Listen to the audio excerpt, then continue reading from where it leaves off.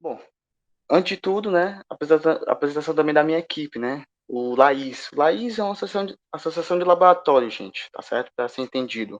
Nós temos o LACIEMA, que é de conversão energética, nós temos o LEA, que é de ensaios aerodinâmicos, que é onde eu trabalho atualmente, nós temos o LBR, que é de biofísica da respiração, nós temos o FabLab, que é de ai, gente, de administração, né, do curso de administração, tá certo? Então, além de outros, né, esses são 4 dos mais variados tipos, né, dos mais variados tipos de laboratórios que temos ali associados, tá bom? Para uma melhor divulgação científica, né, e aprimoramento, né, da ciência.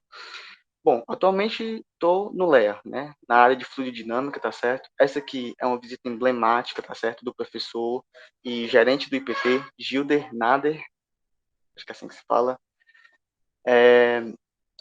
um cara excepcional, né, que nos trouxe muito conhecimento sobre os túneis de vento, né? O IPT, que é Instituto de Pesquisas Tecnológicas, tá certo? É lá que se tem um túnel de vento gigantesco, né? Cabe uma pessoa inteira lá dentro, né? E, enfim, ele pôde nos dar a graça, né? A satisfação de nos visitar e trazer muito do conhecimento dele, né? Poder fazer essa troca de conhecimento. É, ok? Tá tudo ok, gente? Certo. Qualquer coisa vocês digam, certo, gente? Eu tô aqui pelo Wi-Fi, mas eu posso ligar o cabo do rede LAN, certo? Só realmente Ok, tá tudo estiver certo por aqui. travando, certo. Bom, vou dividir a aula em 2 partes, tá certo, gente? Primeiro, a história, que é o que eu vou me focar mais, né? Uma parte dela, né? Não vou dizer que é a história toda, até porque eu procurei bastante uma das referências, né? Foi a referência da NASA, né? Mas eu já vi que tem outras referências que já demonstram outros túneis de vento, né, que não são tão falados, né? Mas enfim, então, primeira parte da história do túnel de vento, pelo menos a que eu peguei referência. Transição, vou abrir aqui uns 5 minutinhos para, se vocês tiverem alguma pergunta, eu também souber responder, tá certo? Senão a gente deixa para depois, responde por e-mail, tá? E parte 2, aplicação do túnel de vento, tá certo?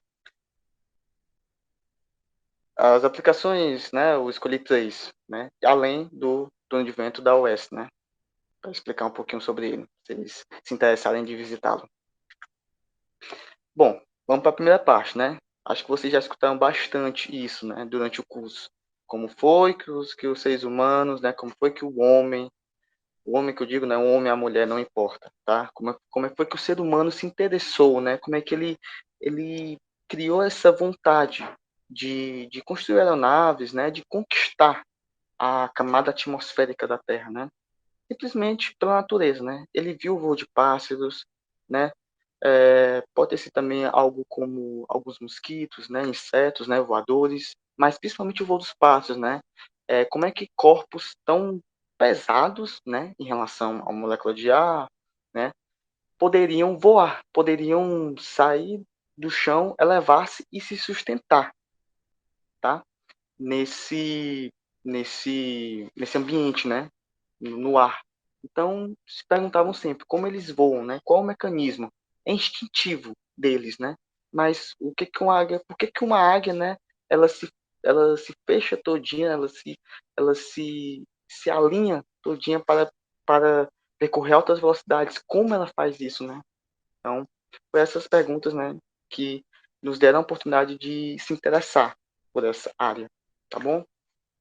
Bom, daí veio um cara chamado Benjamin Robbins, certo? O que que ele fez? Ele queria colocar tudo que se tinha na, na de conceitos aerodinâmicos, né? Na época, se tinha Newton, né? Com suas equações, que estudou um pouco também de aerodinâmica, tinha Leonardo da Vinci, certo?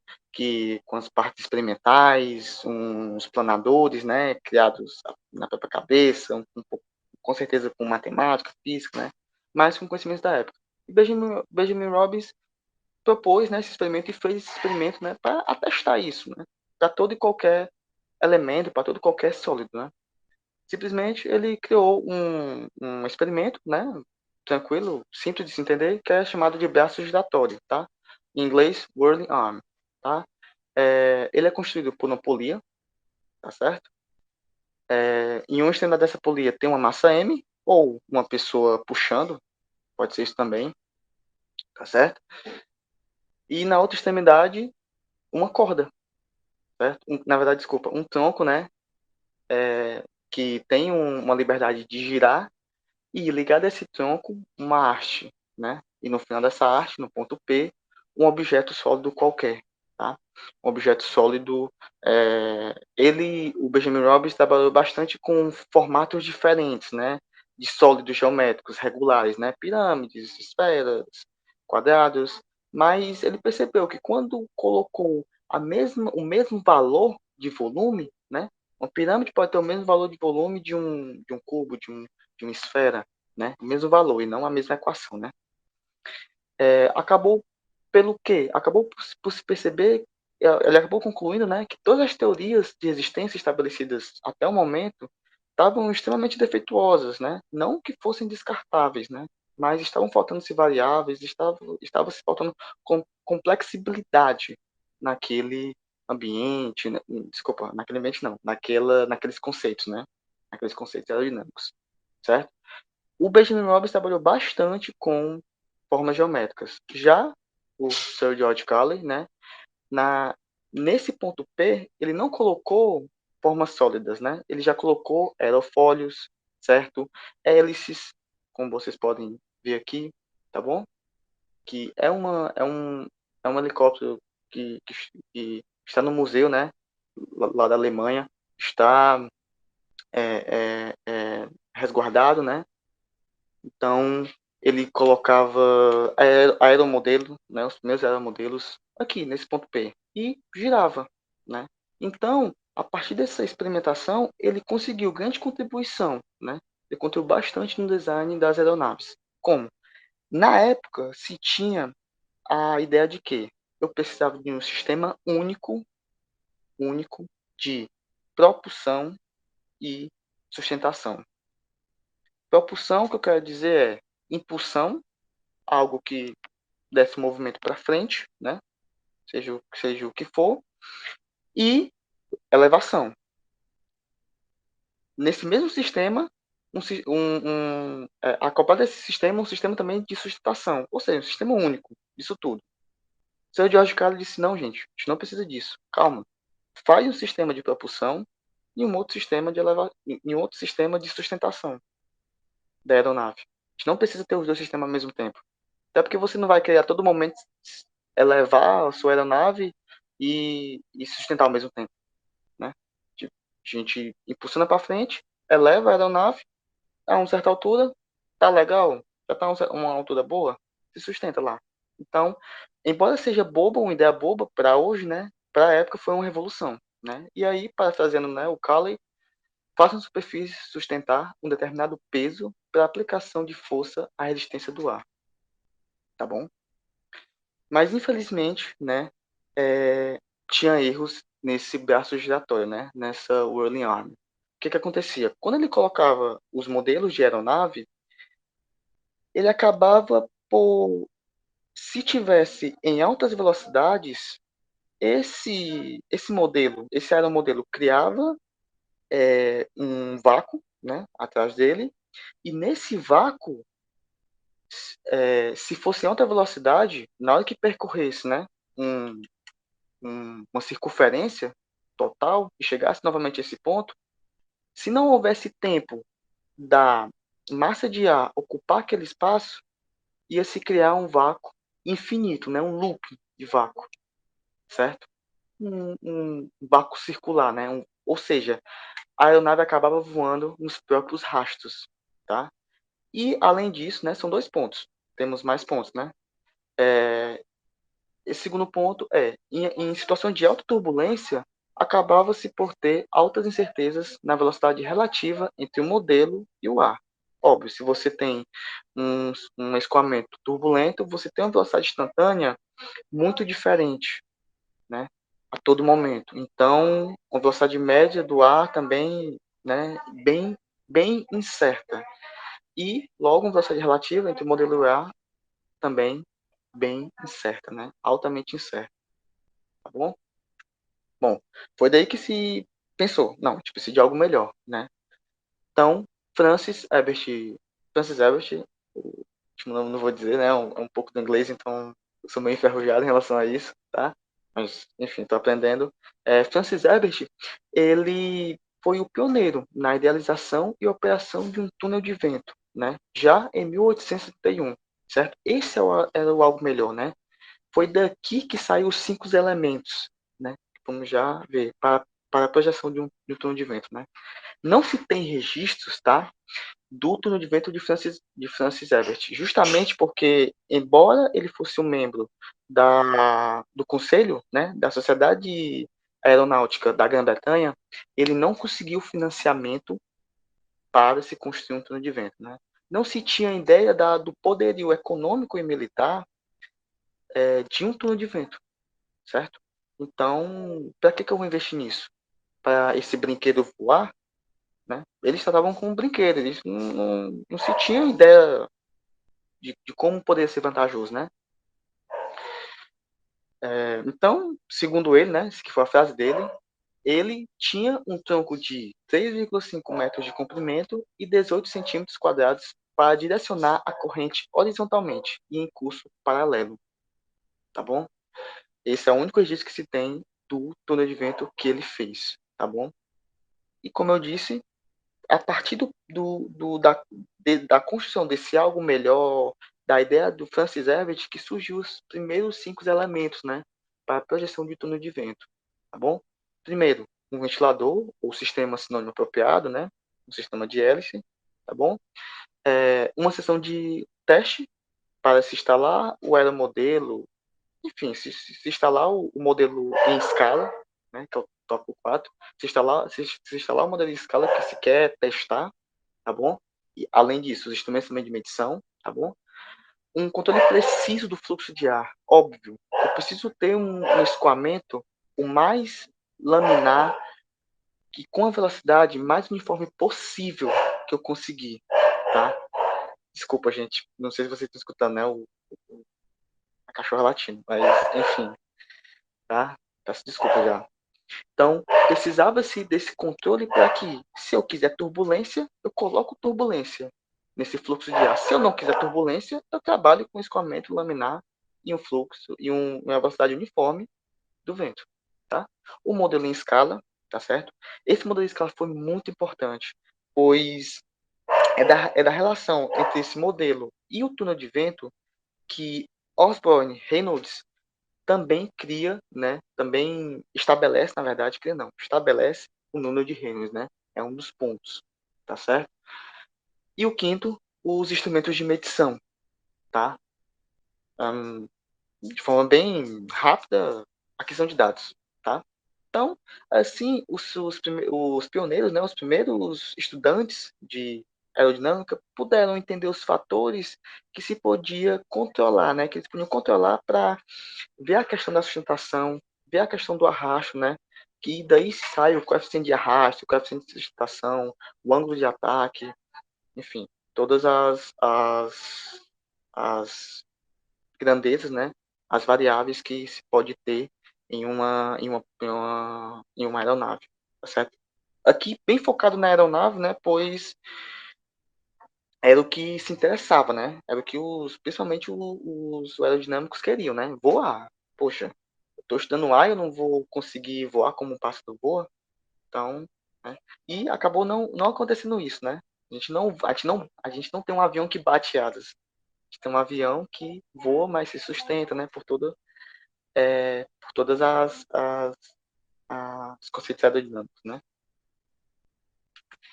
Bom, daí veio o primeiro túnel de vento registrado, né? Foi o túnel de vento dos irmãos Wright, tá certo? Antes dele, eles tiveram, eles construíram aeronaves. Primeiro, eles eram donos de uma loja de bicicletas, tá? Eu vou já dizer por que eu disse isso, né? enfim, eles eram donos de loja de bicicleta, mas se interessavam, né? Eram muito chegados, né? Gostavam muito dos conceitos aerodinâmicos, né? E da possibilidade de voar, né? Então, eles começaram a construir algumas máquinas, né? Algumas aeronaves, porém não se sustentava, não tinha ar suficiente, né? Às vezes causavam até mesmo grandes acidentes, então acabou por não conseguirem, né? Antes de um túnel de vento, construírem uma aeronave perfeita, né? Uma aeronave que voasse ali, e já estamos perto aqui do século XX, né? Início do século XX, mais ou menos 1906, é que temos o voo do 14 bis, né? Santos Dumont, tá certo? Lá na França, tá? Então, o que que aconteceu? Como eles não tinham dinheiro, né? Primeiro, para se construir um túnel de vento, eles tentaram algo mais barato. Eles pegaram uma bicicleta, pegaram uma terceira roda, colocaram no quadro dessa bicicleta e colocavam uma aeromodelo ali, acoplado àquela terceira roda. Então, eles andavam de um lado para o outro, na via, com essa bicicleta de 3 rodas, e assim testavam, né? Modelos, né, que poderiam ser mais viáveis para voo, certo? E aí foi dessa investigação que eles perceberam que alguns manuais aerodinâmicos que eles tinham não batiam completamente, né? Não batiam completamente com os dados experimentais. Daí eles disseram, não, a gente precisa de um manual melhor. Mas para a gente ter um manual melhor, a gente precisa de um sistema com mais controle, né? Ali, com aquela bicicleta de 3 rodas, eles chamavam de túnel de vento sem paredes, né? Mas eles precisavam realmente de um túnel de vento com um sistema controlado, com medição de velocidade, enfim, todos aqueles 5 elementos. E aí eles fizeram o próprio túnel de vento deles, tá? Esses aqui são dois aerofólios, né? Dois modelos de aerofólios que tá mostrando, mas eles fizeram mais de 100, né? E como é que eles escolheram os principais, né? Bom, eles colocaram no túnel de vento primeiro, né? De forma bem geral, tá? E alguns aerofólios já foram descartados, né? Dos aerofólios selecionados, eles colocavam nessas balanças, balança de sustentação e balança de arrasto, certo? Daí conseguiram perceber quais seriam os melhores modelos de aerofólio para se colocar numa aeronave de escala real. Isso aqui, óbvio, né, em escala reduzida, modelo em escala, né, para poder se colocar dentro desse túnel. Né? Não é um túnel gigante, tá bom? Bom, por fim, né, depois de muita investigação, tá, eles construíram em 1901, né? Então, entre 1901 e 1906 e 7, né, eles faziam essas pesquisas e foram construindo uma aeronave chamada Flyer, que já era uma aeronave tripulada, que já era uma aeronave que, além de uma pessoa, cabia duas, né? E aí, Wilbur Wright, junto com esse major, Baden Powell, tá? Eles conseguiram voar, tá? Em uma altura considerável do chão, tá certo? Além disso, por um longo tempo, tá? Durante 1 a 2 horas de voo. Para a época era um tempo exorbitante, um tempo inimaginável, né? Para se voar. Foi daí que veio essa frase do major, né? Wilbur Wright está na posse de um poder que pode controlar o destino das nações, tá? Justamente porque 1908 está perto já da Primeira Guerra Mundial, que é 1914, né? Não, a guerra não começa 1914 do dia 1 até o dia, não. Isso começa, né, de instabilidades, né, políticas, né, econômicas ali na Europa, certo? E além disso, né, é uma preocupação da Grã-Bretanha, né? Porque ela é uma ilha e ela é praticamente, né, inacessível. Agora não mais. Agora eles tanto têm que se preocupar com o mar, quanto com a camada atmosférica, né? E daí, gente, depois de 1901, só tem outro túnel de vento, que é do Zame, que eu vou falar dele, do Albert Zame, tá certo? Mas depois disso foi uma enxurrada, né? Isso aqui são alguns, tá? Mas foi uma enxurrada de túneis de vento criados na Europa, justamente por essa fase do Major, né? E essa possibilidade do poderio militar, tá? Então foi uma enxurrada mesmo, foi bilhões de dólares investidos, né? Por toda a Europa para se criar os tantos, né? De 1903 a 1912, praticamente a Europa se tornou, né, um novo polo aeronáutico, tá? Embora, né, o primeiro torre de vento tenha sido criado nos Estados Unidos, certo? Que é o, acabei não dizendo isso, né? Foi nos Estados Unidos, tá certo? O do ZAM também foi nos Estados Unidos. O outro que eu vou pontuar é do Dimitri, tá? É esse aqui de 1904, tá certo? É a primeira geração dele, tá? Esse aqui de 1904. E o último que eu estou de vento de Luigi Pendley, tá? Eu vou falar dele. é, ele tem uma participação muito importante até hoje, né? Esse tom de vento aqui de Luigi Pendley, tá? Que é esse aqui, 1916. Tá bom? Bom, vamos lá. Tom de vento de Albert Zame. Isso aqui, né? Ele foi emblemático porque, igual ao de Francis Herbert, igual ao dos irmãos Wright, ele também foi financiamento pessoal. Não teve governo que pagou nada, foi financiamento pessoal. Mas não foi de Albert Zahn. Albert Zahn foi um pesquisador. Foi um comerciante muito rico que viu a possibilidade das aeronaves se tornarem sim algo estrondoso, né? E já via isso, né? Esse comerciante. Então, acabou investindo. Era um turno de vento extremamente preciso para a época, tá certo? Extremamente preciso. Ele foi muito importante também nos estudos, certo? Para o aprimoramento de dirigíveis, né? Que na época era, o momento, era como se podia voar, né? Certo? É, esse outro aqui, o do Dmitry, né? O segundo nome dele, gente, eu tentei falar, mas enfim, né? Ele era russo, então perdoem, tá certo? Esse segundo evento é do Dmitry, tá? Essa foto aqui não é da primeira geração dele, é da segunda geração, tá? Esse evento aqui, certo? Vocês vão ver que ele é bem parecido com o do Luigi Prandtl, justamente por causa disso, tá? Vou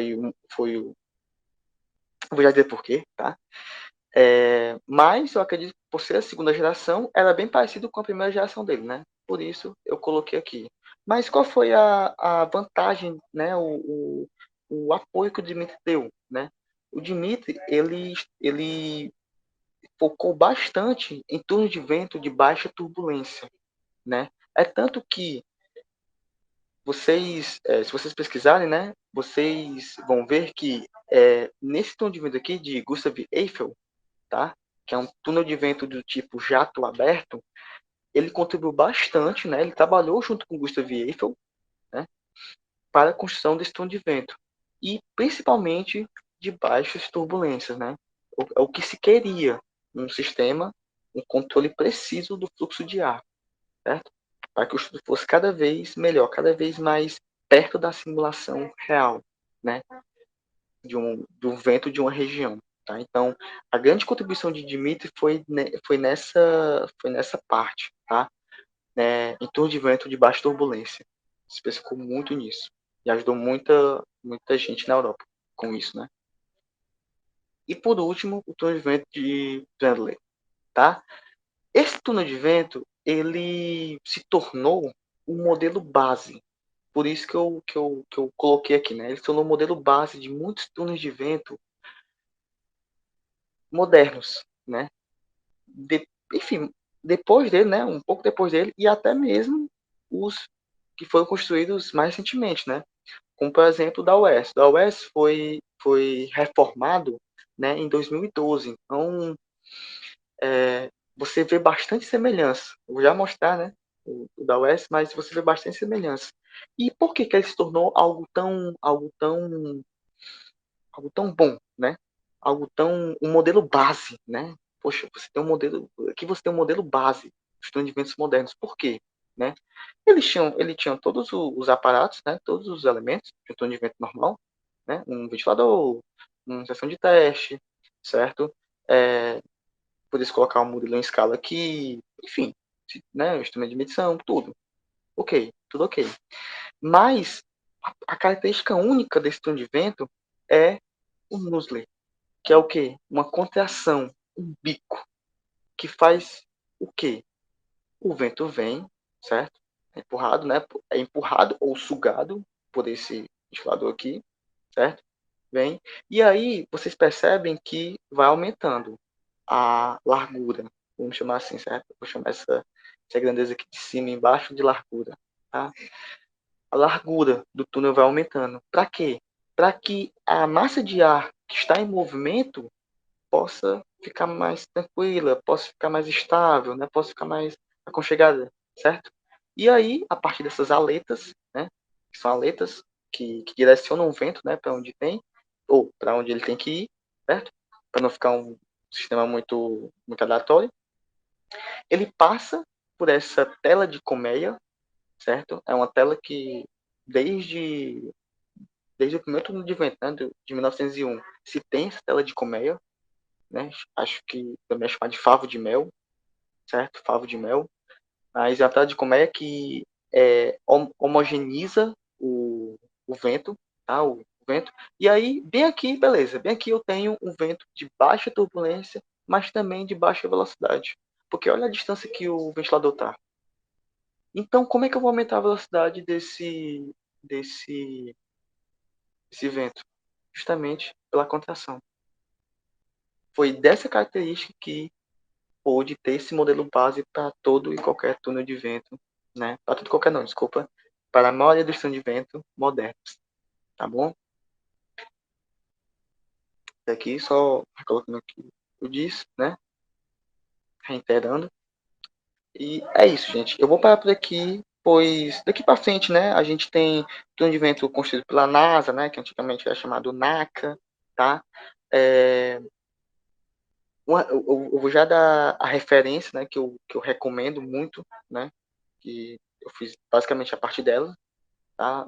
Essa parte histórica. Mas é isso. Eu vou parar por aqui porque a partir desse modelo base é que eu posso já dar um gancho, né? Para as aplicações e o atendimento da UES. Então, alguma pergunta, gente? Vocês queiram fazer sobre a história? Tem uma pergunta aqui no chat do Matheus Melo, mas eu acho que está mais voltada para o tipo de túnel de vento que você vai falar agora em seguinte, né, da Universidade do Ceará. Que ele queria saber a velocidade máxima, mas aí como você já vai explicar a respeito, Isso, dá vou para... explicar, pode deixar. Vamos lá, Tá gente. ok. Bom, primeira aplicação, tá? Peguei uma aplicação aqui bem interessante, bem, é, é, bem interdisciplinar, tá? Aqui, nesse artigo, a MIRI, né, ela faz uma ligação entre o fluxo de vento de uma certa região, certo? E os perfis de fluxo de sedimentação daquela região. Como assim?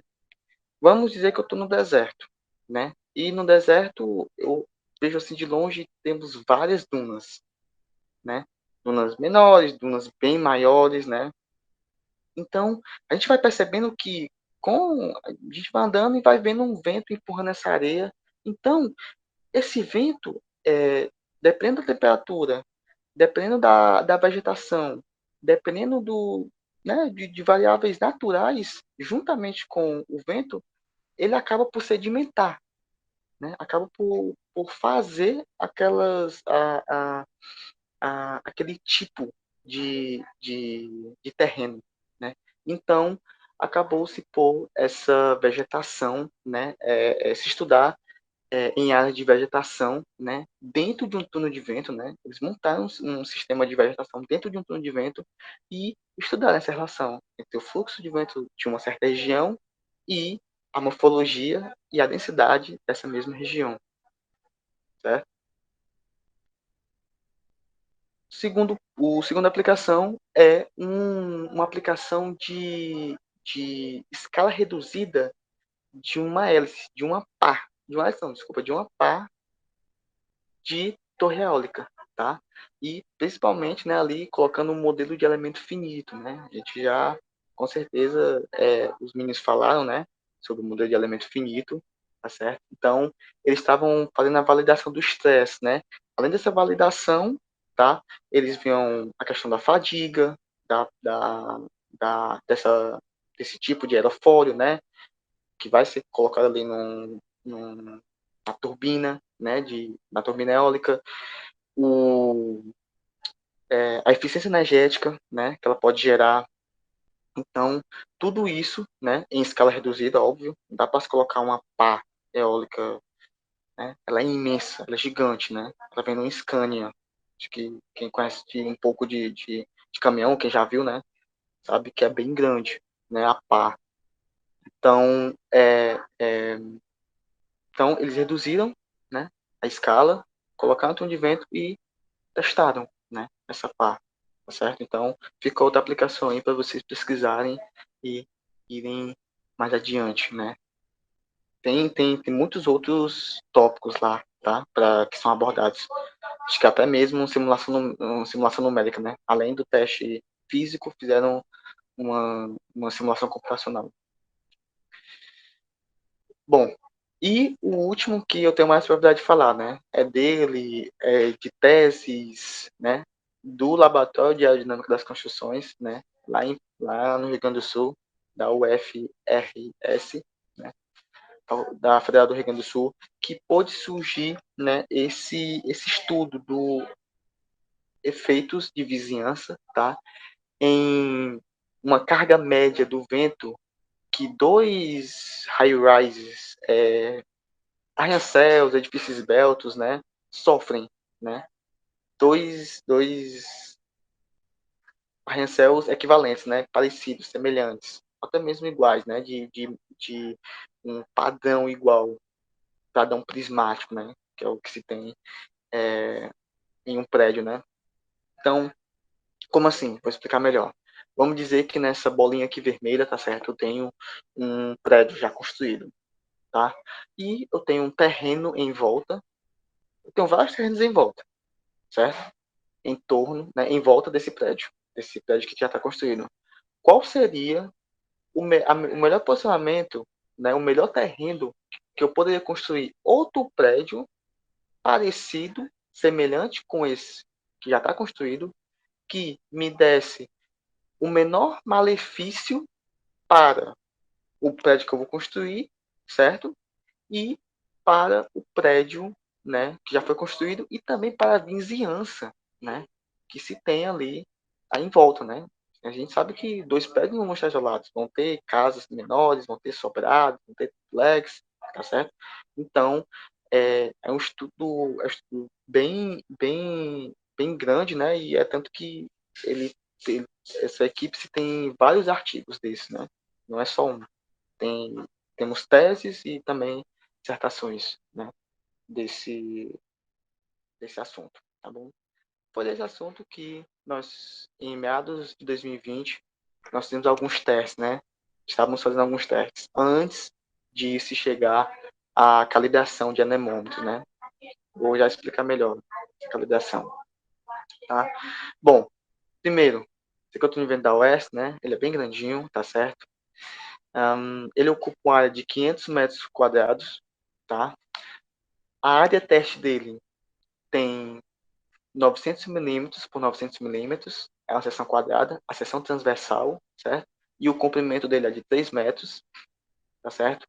Ele alcança uma velocidade de 30 a 40 metros por segundo, isso dá 100, 120 a 150, certo? Quilômetros por hora, velocidades, né, bem altas, tá? E como você pode perceber, né, eu pontuei bastante, né, o Luigi Pendley, justamente porque o túnel de vento da US, né, a base dele foi do Luigi Pendley, né. Ele vai aumentando realmente essa parte aqui, que é a parte traseira, né, que não está sendo vista nesse esquema, tá? Essa parte aqui já é já é um pouquinho maior, né? E aí, quando chega aqui, expande ainda mais. Como a gente pode abrir essas manivelas aqui, certo? Como você pode abrir essas manivelas aqui, então você consegue ver aqui dentro. Aqui dentro, você não pode andar, infelizmente, né? Mas você consegue ver já a tela de colmeia que existe aqui dentro. É enorme a tela de colmeia. Né? E aí, justamente para homogeneizar o vento, depois a característica única, né? Na verdade, a contração, né? Que existe aqui, o bico, né? Que existe para aumentar a velocidade do vento, tá bom? Mas essa é a velocidade máxima, né? De 30 a 40 metros por segundo, tá certo? Bom, ele tem um motor, né? Nesse motor, ele controla aqui um sistema de hélices de 8 pás, tá bom? E, passando um pouco, né? Dessa parte aqui de equipamento, vamos para o experimento, né? Esse experimento está sendo mostrado aqui, vamos dar um zoom nele, né? Ele é um modelo padrão CARC, tá certo? Ele é um modelo prismático com 280 tomadas de pressão. Vou já explicar para que tudo isso, para que tomada de pressão, né? Que são isso, tá certo? Essas tomadas de pressão são divididas nas 4 fachadas, igualmente. Aqui tem 70, aqui tem 70, e assim por diante, né? Nas outras também tem 70. E outra divisão dele é que ele tem 28 por zona, né? 28 pontos de pressão, tomada de pressão por zona. Uma zona mais embaixo, né? A zona da base, até a zona mais alta, até a zona do topo, né? A zona 10, ou zona J, tá? Também pode ser zona 1 ou A, ou zona 10 ou J, tá certo? Bom, para que serve essa tomada de pressão? Cada tomada de pressão dessa é ligada a um filete desse azul, a um tubo, né? É desse tubo que a gente vai ter a diferença de pressão externa, né? Quando o vento bate nesse modelo, tá? Em um tubo desse modelo, há uma diferença de pressão externa com a pressão interna. Pressão interna de quê? Pressão interna do tubinho azul, certo? Cada tubinho desse está ligado a uma tomada de pressão, certo? Aqui está organizado, mas se vocês vissem o trabalho que foi para organizar isso aqui, gente, meu Deus. E tinha que ser devagar, né? Porque isso aqui é sensível, né? Então qualquer coisa quebra e aí tem que abrir de novo, enfim, né? Ter cuidado com os outros. Então foi bem difícil, mas cada tubinho, temos aqui 280 tubos azuis, né? Bem fininhos para a diferença mínima de pressão já ser detectada. E como é que eu detecto essa diferença de pressão, né? Entre a parte externa e a parte interna do tubo, justamente pelo manifold. Esse manifold, cada tubinho desse manifold é ligado a um tubinho desse, né? Do tubinho desse azul, tá certo? E aí, esse manifold é ligado a um computador via USB e cada ponto desse, né, é registrado automaticamente pelo software, né, que se tem desse manifold, tá? É, é registrado em uma tabela, né, e aí a gente adquire os dados para fazer análise, né, de gráficos e simulações, né? Vamos já ver isso melhor depois, tá certo? Bom, mas além do manifold, tá? Temos um inversor de frequência. O que ele faz? Esse inversor de frequência ele controla justamente o rotor, né? O motor e rotor, né? De, de hélices, tá? Lá do túnel de vento, tá? Só para vocês saberem, né? Ele fica bem aqui. O motor tá aqui embaixo, chumbado aqui embaixo, tá? É por isso que não se pode ter nada pesado aqui em cima. É uma área aqui restrita, vamos dizer assim, né? Que evita de colocar coisa pesada aqui em cima e não pode encostar, né? Se tiver em operação, principalmente, não pode encostar. Pode acabar levando choque por causa da estática. Né? E aqui, nessa posição aqui, nós temos o sistema, né, sistema de hélices para se adquirir vento, né? Tá certo? E aí, ele que é o inversor que controla, né, esse vento. Ele controla a partir de uma velocidade em RPM, né? Por rotações por minuto, né? Do giro da hélice. Então, como é que a gente faz para achar essa velocidade que a gente disse? 30 metros por segundo, 40 metros por segundo. Como é que a gente faz isso? Justamente pela sonda de tubo de Pitot. É uma sonda mecânica extremamente sensível por ser uma sonda diferencial, ou seja, a menor diferença entre o externo e o interno dele, ele já capta, extremamente sensível, e todo esse registro vai para o anemômetro da sonda do tubo de Pitot, né? Ele é ligado nessa arte, né? Não por dentro, por fora. Vou só voltar aqui para mostrar aqui para vocês, gente. Bem aqui, ó. Essa arte que é enorme, né? Tá bem aqui e desce aqui, ó. Então, tem um tubo aqui, certo? Branco, que liga ele ao anemômetro. Aqui você pode ver pressão diferencial, você pode ver a velocidade, o que a massa de ar, né, está, certo? Que velocidade o vento está. Então, é algo que temos que fazer o máximo de controle possível, né, disso, tá bom? Por último, né, os resultados, né? Como é que o que a gente já pôde, né, a partir de uma pequena pesquisa, né? Estamos hoje fazendo o mapeamento junto com uma calibração de anemômetros, né, para em parceria com a aeronáutica, né? A aeronáutica e a Instrumentação, que é uma empresa que faz calibrações, tá certo? Então, a gente está calibrando anemômetros lá, mas antes de chegar antes de chegar ele, né, nós estávamos fazendo esses testes, né, com o modelo CARC. Então, o que a gente fez aqui primeiro? A gente colocou nada, né? A gente queria ver se pelo menos o comportamento, né, o comportamento em diferentes velocidades eram parecidos. Para quê? Para que a gente pudesse atestar que o nosso túnel de vento, pelo menos nessa faixa de velocidade, tem uma turbulência pequena, né? Ou não tem turbulência, ou seja, o escoamento é laminar, né? Tem velocidades uniformes, tá certo? Então, viu-se isso, que esse comportamento, nessas três velocidades aqui, né? Essa velocidade que já chega, né? Aos 60%, 70%, né? Do valor máximo, certo? Então, a gente conseguiu aí atestar que nós temos um escoamento laminar, né? Porém, nós estamos fazendo um mapeamento mais forte, né? Mais rigoroso, né? Em muitas velocidades, tá? É o nosso projeto de pesquisa de agora, né? O meu projeto de pesquisa de agora, né? Trabalhar em baixas velocidades, né? E essas microturbulências existentes.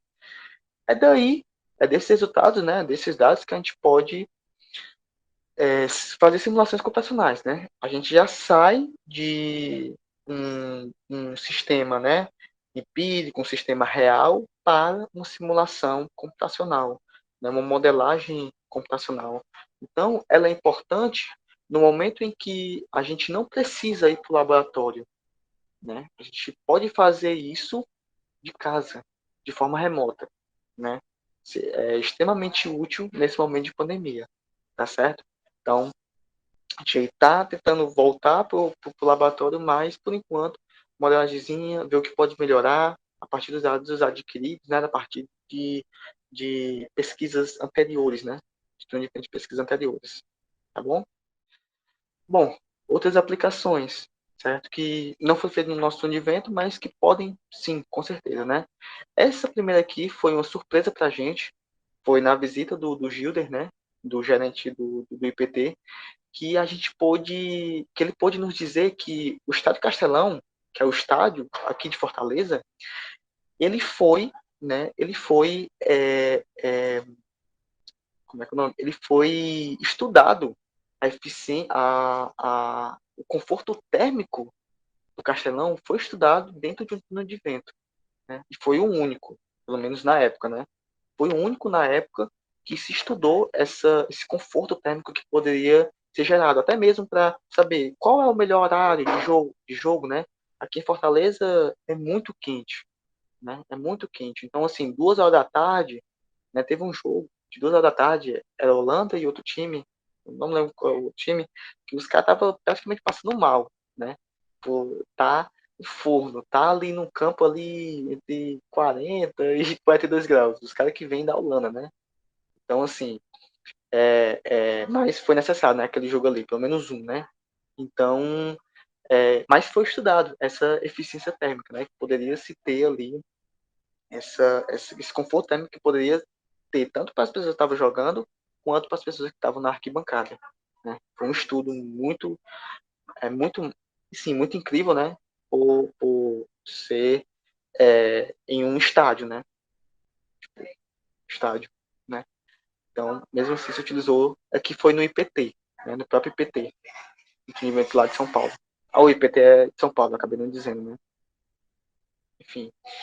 Bom, outro ensaio que pode também ser viável é dos aeromodelos, né? Eu quero pontuar aqui que o túnel de vento, né, com as características nossas lá, ele tem probabilidade sim de se ajustar um aeromodelo, perdão pelos lados, gente, se ajustar um aeromodelo lá, justamente porque a relação comprimento-altura do túnel de vento da UES, ele está entre 2 e 3, que é viável para os aeromodelos. Então, quem se sentir interessado, quiser ir depois conversar, certo? Tiver um aeromodelo que quiser testar, né? Enfim, a gente pode aí tá conversando, né? Eu conversando com minhas professoras e a gente poder tá testando, né? Fazendo essa experimentação.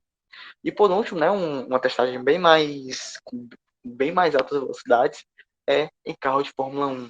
Né? Também todo o aerofólio atrás dele, todo o formato dele tem que ser o máximo de aerodinâmico possível, né, para que se consiga chegar com velocidade de uma reta altíssima, né? E também para as manobras, né? Não só para a linha reta, também para as manobras, né? Puder fazer manobras em velocidades mais altas, né? Ou ganhar ali, quando estiver no vácuo do carro, né? Que está à frente, enfim, tudo isso, gente, tá? Bom, referências, vou destacar uma, tá certo? Essa aqui do Baus. Esse slide vai ficar disponível, certo? Para qualquer um que quiser ver, que quiser. Qualquer um, ou se não conseguir, né? Pelos meninos aqui o Irapuru, tá? Podem falar comigo, mas com certeza os meninos vão disponibilizar, tenho certeza disso, tá? E como referência base, né, para a história, foi a do Baus, certo, gente? Essa aqui, justamente da NASA, tá? É um livro digital da NASA, né? Que é disponível para todo mundo. Então, vejam lá, tem muito mais história lá e se for interesse, né, pesquisem e se puderem, visitem, né, o Laís, tá certo? Essas últimas aqui, né, são a 8, a 9 a 10 são as aplicações, né? Quem se interessar também pode aí estar lendo, tá certo? Bom, obrigado principalmente a vocês, tá? Obrigado ao Laís, né? Obrigado à Universidade Estadual do Ceará, tá certo? Tem nossas redes sociais, tá certo? Nosso site, nossa rede social do Laís, tem comentários de tudo lá, de todo tipo de ciência, tá? E fazer um agradecimento especial a 3 pessoas, né? A professora Mona Lisa, né? Que pôde me dar o crédito, né? Pôde me dar a confiança, né? De estar aqui palestrando para vocês, fazer essa pequena, passar esse pequeno conhecimento que eu tenho. A professora Ana, tá? E ao estudante Diego Miranda, né? Que me contactou, certo? Que foi muito atencioso, tá certo? Então, muito obrigado a esses 3, muito obrigado a Irapuru, era design também, por fazer essa parceria com a gente, tá certo? E obrigado também a vocês, né? Por estarem me escutando há tanto tempo, certo? E espero que possa ter, é, possa ter é, melhorado, né? A divulgação científica e a divulgação desse equipamento tão valoroso. tá certo?